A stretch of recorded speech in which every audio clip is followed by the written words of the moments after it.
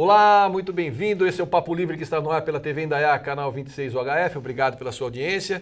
Você que está chegando agora ou já estava acompanhando a nossa programação, seja muito bem-vindo. Eu sou Jair Italiani e o nosso Papo Livre de hoje é com a Sinara Zala. Ela que é advogada. Nós vamos falar em duas etapas aqui. Primeiro, nós vamos falar sobre a questão tributária, porque uma das especialidades dela é a legislação trabalhista, a legislação tributária, e depois nós vamos falar sobre trabalhista, que também é uma outra especialidade do escritório que ela trabalha. Lembrando que nós estamos em pleno mês de maio e a camisa amarela, como eu havia prometido, é em homenagem ao Maio Amarelo, que é uma campanha e nós somos totalmente adeptos a essa campanha, aderimos, que é a campanha de um trânsito melhor, um mês em que nós vamos trabalhar a consciência das pessoas para que possamos viver melhor com o trânsito e conviver melhor no trânsito. E trânsito, como a gente sempre diz, não é só carro, é uma série de coisas que nós estamos fazendo. O pedestre faz parte do trânsito, a bicicleta faz parte do trânsito, enfim, trânsito não é só carro, falou? Então, vamos lá. Sinara, obrigado pela participação. Eu que agradeço. Vamos lá começar falando sobre como é que funciona essa história de ICMS, PIS e COFINS. O que é um, o que é outro e o que é o outro ainda? Bem, na realidade, esse embate do PIS, COFINS e ICMS é de longa data, né? O ICMS é um imposto estadual. Estadual, Tá. em que as empresas têm que recolher. E ela, hoje, diante da legislação, ela tem que estar embutida na contribuição do PIS e COFINS. Só que, para quem... Como assim embutida? Por que ela tem... no ICMS já tem o PIS e o COFINS? Não, o ICMS ele está embutido na base de cálculo do PIS e COFINS. Entendi. E isso aumenta a carga tributária do contribuinte mensalmente. Ocorre que a inclusão do ICMS, ela não pode ocorrer exatamente porque o ICMS ele não é faturamento, né? Tá. A base de cálculo do PIS e COFINS é o faturamento. Nenhum contribuinte ele fatura imposto. Tá. Ele simplesmente é um mero depositário que ele vai transferir, seja para o Estado ou para o município. Se for ICMS para o Estado ou se for para o município, é o ISSQN. Por exemplo, vamos dar um exemplo aqui. Se eu faturei aí 10 mil reais, quando eu presto serviço, eu não produzo nada, a não ser serviço. Quer dizer, eu não tenho matéria-prima. O que eu pago daí? Eu pago o tal do ICMS? Você vai pagar, dependendo, se estiver na lista da Lei Complementar 116, você vai pagar o ISS. Se não O ISS é Imposto sobre Serviço. Isso. Se não estiver na lista, porque a lista da Lei Complementar 116, ela é taxativa. Só serve, só funciona naqueles casos específicos, né? Tá. Se não tiver naquela lista, você vai pagar o ICMS, que é para o Estado. Tá. Mas aí, a maior que é o PIS? O que faz o PIS e o que é o COFINS? O PIS e o COFINS são espécies tributárias autônomas que foram inseridas no ordenamento jurídico da Constituição Federal? Isso, Federal de 1988, destinada a assegurar direitos relativos à saúde, previdência e assistência social. Na verdade, isso aqui é o imposto que eles deveriam usar para a saúde, para qualquer coisa do gênero. Exatamente. Entendi. E o que a gente vê atualmente? Não, que há o desvio de finalidade, né? Total. Então aí fica complicado, né? Isso. Mas da onde nasceu essa ideia de PIS, COFINS e por que ela tá na base de cálculo do ICMS? Bom, elas foram instituídas respectivamente por Lei Complementar 7 de 1970 e a Lei Complementar 70 de 1991. Né? Quer dizer, na verdade, isso já vem desde a década de 70, depois na década de 90 fizeram um outro remeleixo aí, é isso? Isso. E aí, na realidade, a briga é boa. O STF já se manifestou sobre isso num julgamento de um recurso extraordinário que só valeu para as partes e foi muito favorável ao contribuinte. Ou seja, o empresariado, ele tem que ir atrás desse direito, porque não é um privilégio. É um direito que tem que ser reconhecido, porque a Receita Federal, ela quer embutir o ICMS ou o ISS, onde não pode, há uma bitributação. O ordenamento jurídico, ele não permite a bitributação de imposto. Não permite, mas acontece, né? A gente vê isso na cara do gol aqui e tá tudo certo. Agora eu pergunto para você, essa área tributária é uma área extremamente terreno de areia movediça. Por quê? A gente acorda num belo dia, tem uma lei diferente, tem uma coisa. E aí como é que faz o empresário nessa hora aí? Eu vejo que contador é um cara que fica louco rapidinho também por conta disso. Eu acredito que ele tem que ter um contador de confiança e, por que não, um advogado especializado, né? Porque na área tributária, se você cometer qualquer dever pro governo, pro leão, você está morto. Sim, mas até mesmo, eu estou falando na hora de propor uma ação tributária. Se você comete algum erro, você vai prejudicar a empresa, né? E eu já vivi, porque faz 13 anos que eu sou advogada, de clientes que já me procuraram, por exemplo, e por motivos alheios não quis fechar comigo o contrato. Pegou um advogado que não era especializado e o que, por exemplo, ele tinha que compensar e excluir, por ter feito de forma errada, a pessoa só conseguiu excluir. Porque neste caso específico, a gente está falando da exclusão do ICMS e do ISS, o empresário, além de excluir, dos últimos 5 anos, ele vai poder compensar. Compensar, ou seja, ver de volta, é isso? Exatamente, aplicado a taxa Selic. Então, quer dizer, é uma economia fiscal, quando acontece essa compensação, enorme. Fora que, diante do cenário político que a gente está hoje, econômico, a empresa vai poder ficar mais competitiva no mercado, abaixando o seu preço, né? Olha, outro dia eu conversei com um advogado e ele estava me contando que ele também é especializado nessa área de tributária e ele estava me dizendo o seguinte, que ele se especializou numa questão de clínicas oftalmológicas que faz cirurgia de catarata. Sim. Porque se ela faz a cirurgia de catarata, ela sai do enquadramento de consultório, aqueles procedimentos de consultório e entra num rol de hospitalar, hospital, coisa que o valha, e ela tem alguns benefícios e consegue reaver o imposto pago maior nesse período. Sim. É mais ou menos isso que a gente você fala dizendo. Tem a compensação que vem em forma mensalmente, o empresário vai apurar o valor e ele vai descontar. Ele vai abater, ele não vai receber, mas vai abater. E a repetição de indébito, que aí é o recebimento do dinheiro. Nesse caso dessas ações, a gente entra com a compensação, porque querendo ou não, o empresário todo mês vai ter que pagar o PIS e COFINS, só que tem que excluir o ICMS ou o ISS. Né? Aí o que eu falo? Muito empresário tem medo de entrar com uma ação dessa e sofrer uma autuação. A lei é clara. Quem está agindo de forma incorreta é a Receita Federal. Tanto é que o Supremo Tribunal Federal, num recurso extraordinário, já reconheceu.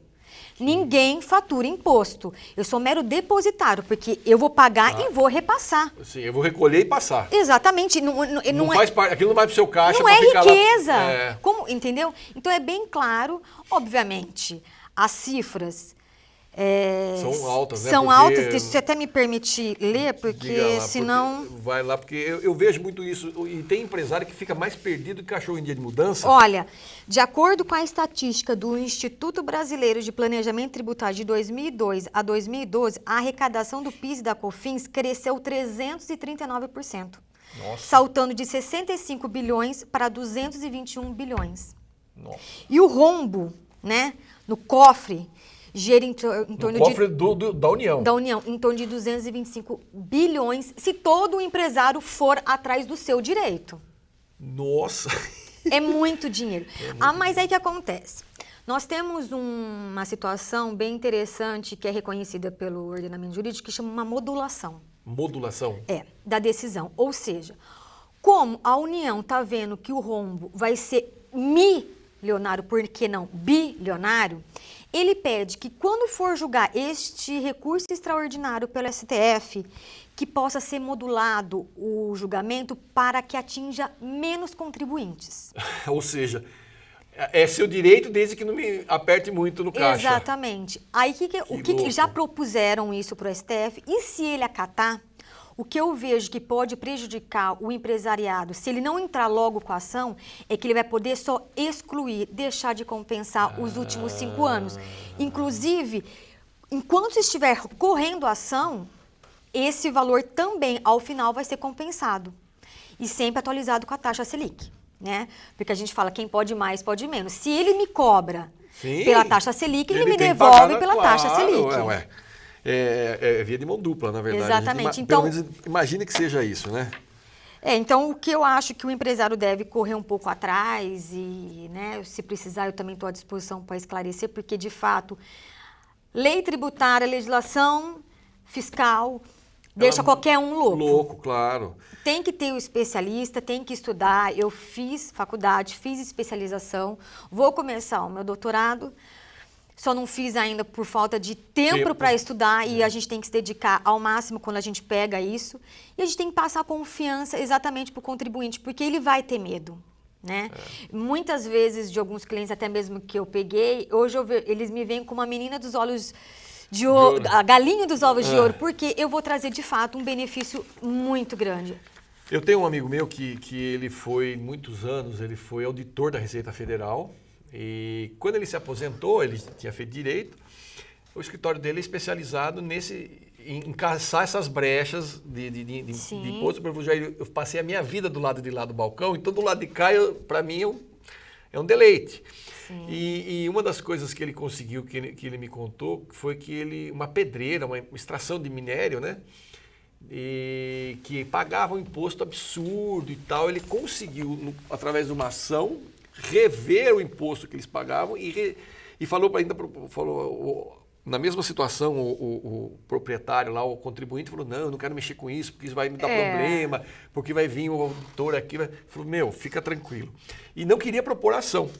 Até porque ele falou, isso não vai dar certo. Ele falou, daí ele fez o seguinte pacto com ele. Falou, tudo bem, você me paga, eu faço essa correção e do que ficou para trás, se você não quiser me pagar, nós fazemos o seguinte, eu racho com você meio a meio.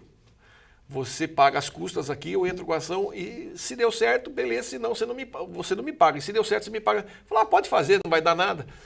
Quando saiu, o cara falou assim, rapaz, que negócio bom da vida você fez. Ele falou, você não estava acreditando.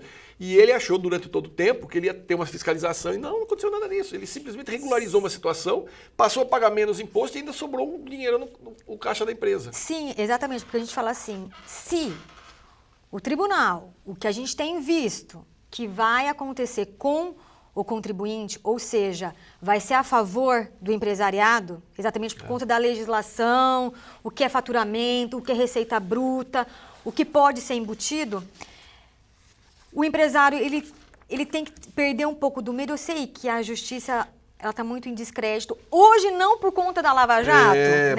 Mas ela é muito atuante, é gostoso de viver isso, exatamente porque você chega desacreditado e depois o cliente te coloca lá no pedestal porque exatamente você conseguiu reduzir a carga tributária que hoje é muito grande. Aqui, ainda mais um país do jeito que nós estamos hoje, sim, é de chorar.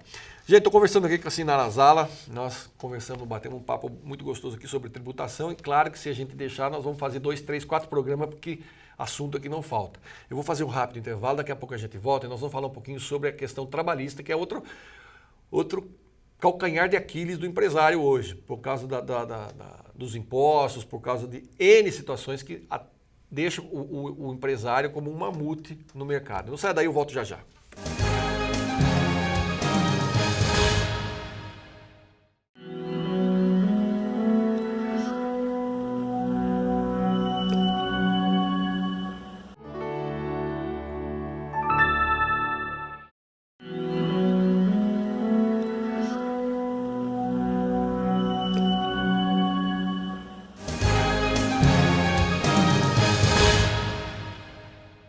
Muito bem, estamos de volta com o nosso Papo Livre, continua aqui com a Sinara Zala, ela que é advogada. Nós falamos aí no primeiro bloco sobre impostos, aquela farra do boi que a União, que os estados e municípios acabam fazendo em cima dos empresários e todo mundo, né? Agora nós vamos falar sobre a farra do boi em cima do trabalhador. O que é essa tal da revisão do FGTS, Sinara? Que conversa é essa? Bem, desde 1999... Caramba, tem tempo aí, hein? Tem 17 anos.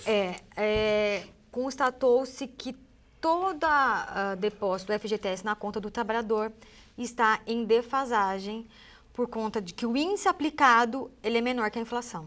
Ou seja, mais uma vez, o trabalhador... Foi penalizado. Exatamente, penalizado. E se, contemplando o período todo, chega em 88,30% a correção monetária a ser feita. Gente do céu, ou seja, quase 100%. Sim. Cara, mas o que é isso? Mas da onde saiu essa loucura? Como é que ele corrige errado? Da onde veio isso? Então, na realidade, você tem que usar a taxa TR. Tá, que é a taxa referencial, não é isso? Isso, e verificou-se que ela estava em defasagem com a inflação. Ela é oriunda do Plano Collor. Isso, ela foi criada pelo Plano Collor na Lei 8.177 de 91. Que era usada para fazer... Mas em algum momento ela deixou de corrigir a inflação, é isso? Isso, que foi desde 1999. Mas aí o que acontece? O trabalhador ele tem que entrar com uma ação contra a Caixa? Sim, exatamente. É uma ação contra a Caixa, eu já adianto. De forma administrativa, nunca o banco vai assumir o erro, porque aí ele vai ter que pagar para todo mundo. Sabemos que quem entra com essa ação, se eu falar que é 10% do trabalhador, é muito.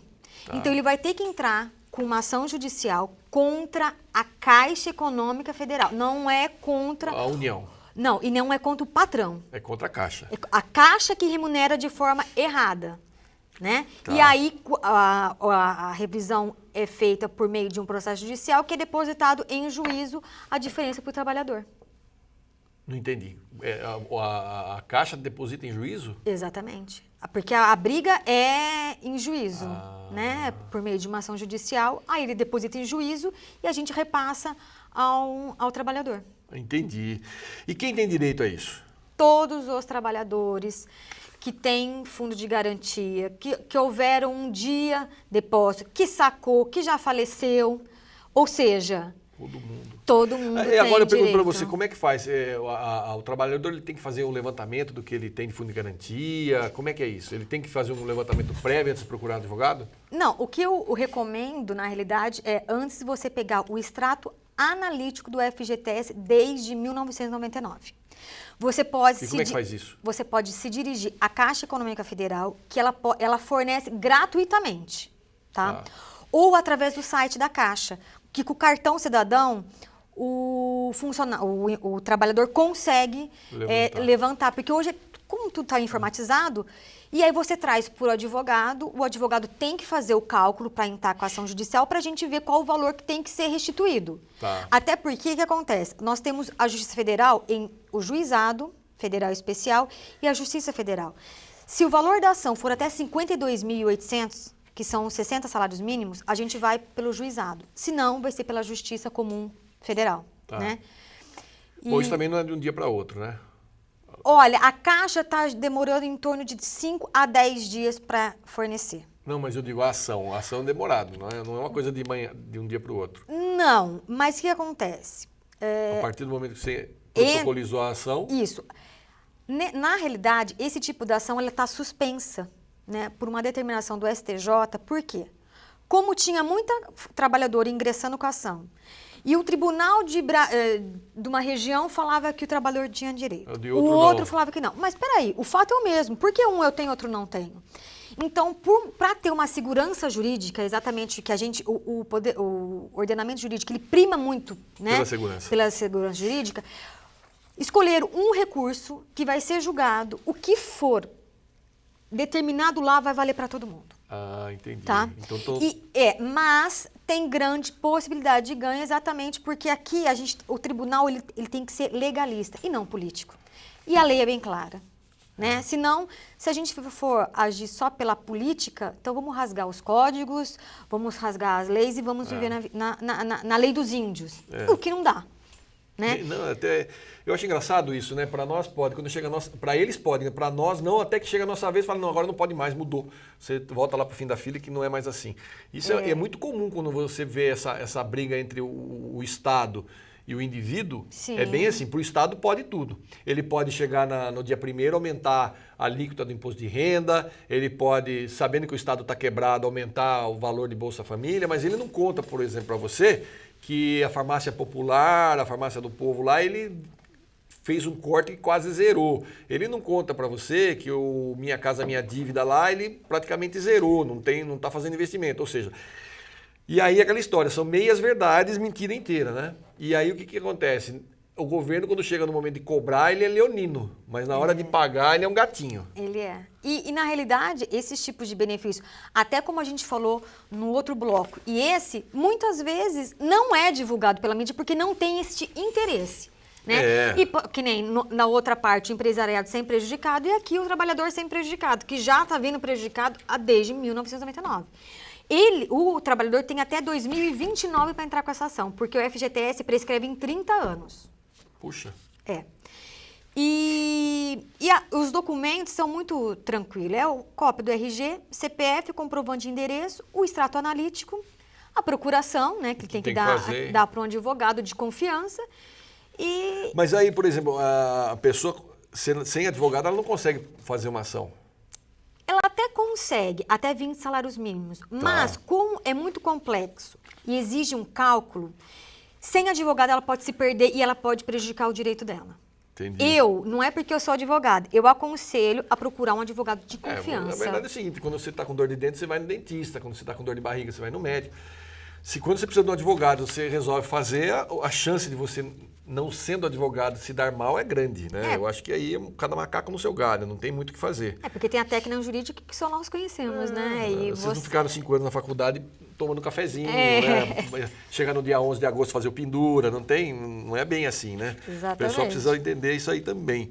Agora, me diz uma coisa, já tem alguma coisa julgada? Como é que está esse processo que você falou que está no STJ? Exatamente. Está ainda suspenso, né? E nós estamos aguardando. Obviamente que por conta dessa crise política, né, eles estão dando prioridade ao impeachment e tudo mais. Depois que dá uma acalmada, eles vão retomar com isso. Por quê também? Entrou o novo Código de Processo Civil, agora dia 18 de março, e ele trouxe inovações muito boas. Que esse tipo de ação poderia demorar, como demora, anos. Hoje não. Você tem que julgar durante 1 ano, ele pode ficar suspenso, esse tipo de ação. Depois, ele tem que ser colocado em pauta de julgamento. Exatamente para o direito não perecer. Né? Porque às vezes você entra, quem recebe é seu filho, seu neto, né? Então, o que acontece? Com essas inovações, eu acho que trouxe uma justiça mais dinâmica, né? E é isso que a gente está acreditando agora com a nova lei, né? Que trata do procedimento de uma ação judicial, que vai afetar diretamente o direito material, né? Que é a revisão, né? Que foi feita. Porque, na verdade, o que acontece? Nós temos visto aí que o dinheiro do trabalhador, ou seja, o dinheiro do Fundo de Garantia, acabou perdendo a função social. Eles estão patrocinando aí porto em Cuba, aeroporto na África, fazendo umas coisas com o dinheiro do trabalhador aí que não é o caso. O Fundo de Garantia, ele essencialmente tinha sido criado com um objetivo de resguardar aí vamos dizer assim, a aposentadoria do trabalhador. Mais do que isso, para que isso acontecesse, se reinvestiria esse dinheiro em ações do tipo casa popular, habitação popular, coisas do gênero. Mas pegaram esse dinheiro aí e começaram a fazer coisas que necessariamente não se enquadram nesse padrão, porque era muito dinheiro. E agora, diante dessa situação, começa a se fazer o seguinte: como é que nós vamos fazer? Como é que nós vamos pagar esse pessoal aí, né? O desvio de finalidade do FGTS é enorme, a gente está vendo hoje. Mas eu acredito que, de novo, não é um privilégio, é um direito que deve ser exercido pelo contribuinte. Então, eu acho... Pelo contribuinte não, desculpa, pelo trabalhador. Então, eu acho que ele não precisa ter medo de você não conseguir fazer um financiamento na Caixa Econômica Federal. O banco não pode. Ele só pode negar crédito se você está... Negativado exatamente. No SPC e Serasa. Se ele falar assim, você não pode entrar porque você tem uma ação de fundo de garantia, é passivo de dano moral. Ou né? seja, peroba neles. Exatamente, ele não pode me negar alguma coisa porque eu tenho um direito reconhecido e eu não posso exercer porque ele é uma instituição financeira poderosa. Entendi. Né? Então, eu acho que o trabalhador tem, as chances são enormes e diante do cenário hoje jurídico, eu acredito que vai diminuir, vai ser mais rápido o julgamento dessas ações e ele pode usar o dinheiro que é dele, não é de ninguém. Minha gente, quem quiser saber mais, pode entrar em contato aqui com a Sinara. O e-mail dela é sinara, Zala, com 2 L's, @gmail.com. Tá aparecendo aí na telinha para você não se perder. E o telefone é o 19991007993. Você liga para ela ou passa um e-mail e procura por ela para tirar mais dúvidas aí, ter mais informações a respeito tanto da questão tributária da empresa, como você, trabalhador, que quer falar um pouco mais sobre essa questão da correção do seu fundo de garantia, que está sendo aí, você está sendo lesado pelo erro do banco, pelo equívoco, né? Porque tem muita gente que não sabe que equívoco é erro, tá, gente? Só para vocês saberem, equívoco é erro, erro é equívoco, é a mesma coisa, são parentes, tá? Mas aí equívoco é um modo elegante de dizer que errou, né? Exatamente. Foi um equívoco da minha parte, não é eu errei, entendeu? O banco não vai admitir nunca equívocos, né? Claro, isso vai custar para ele. De qualquer forma. E nem a União, né? E muito menos a União. A dona Dilma agora está louca, o tamanho do buraco que ela fez, que ela cavocou. Se falar que tem mais conta para ela pagar, aí não pode, né? Não vai dar, não vai ajudar nunca, né? Prejudicar mais uma vez o contribuinte, né? A gente tem que fomentar agora a economia, exatamente até mesmo diminuindo imposto. Claro. E isso, na área tributária, ajuda muito o empresário. Porque aquela história, gente, produzir é muito fácil. Esse pessoal que é funcionário público e tudo mais, nada contra. Eu só estou querendo exemplificar que o funcionário público, ele chega no mês XYZ, o dinheiro dele está na conta. Ele pode ser penalizado, como agora nos últimos 2 anos, professor universitário, universidade pública não teve reajuste de salário e não vai ter, esse ano de novo, não vai ter aumento, as bolsas para pesquisas estão suspensas. Então, isso prejudica o trabalho dele, mas o pão dele todo mês está lá depositadinho. O cara que trabalha na iniciativa privada, se o patrão for mal, ele vai mal, porque vai deixar de pagar o trabalhador e vai fechar. Então essa é a grande briga do Rochedo contra o mar, ou seja, a União e o indivíduo. E aí o que acontece? Quem está no mercado para trabalhar, todo dia abre a porta rezando para pagar as contas daquele dia. Ele já não tem mais nem como fazer um caixa, né? Para planejar, porque é uma bagunça total. E cada vez, diferente do governo, que apertou o calo, que ele faz? Vai lá e imprime dinheiro, empresta dinheiro, toma dinheiro dos outros. A gente não consegue fazer isso, porque se tomar dinheiro aumenta a nossa dívida e ainda não vamos ter como pagar. E o governo está empurrando com a barriga. Então essa luta do Rochedo contra o mar aí, a gente precisa equilibrar um pouco essas forças aí. Sinara, obrigada pela participação. Eu que agradeço. Foi muito bom recebê-la aqui. Volte outras vezes para a gente falar sobre esses assuntos, que eu tenho certeza que o pessoal de casa gostou tanto quanto eu. Eu agradeço, espero que tenha sido de grande valia os meus esclarecimentos, ainda que seja breve, né? Porque, que nem você falou, a gente discorreria sobre esses 2 temas 2, 3 dias. Mas que possa alertar dos direitos, correr atrás, porque é merecedor. É merecedor, claro, não vale a... Gente, você de casa, obrigado pelo carinho da sua audiência. Lembrando que Maio Amarelo está no ar. Vamos aí tomar cuidado do trânsito, vamos ser pessoas mais responsáveis e mais tolerantes no trânsito. Até o nosso próximo encontro. Fiquem com Deus e muita paz.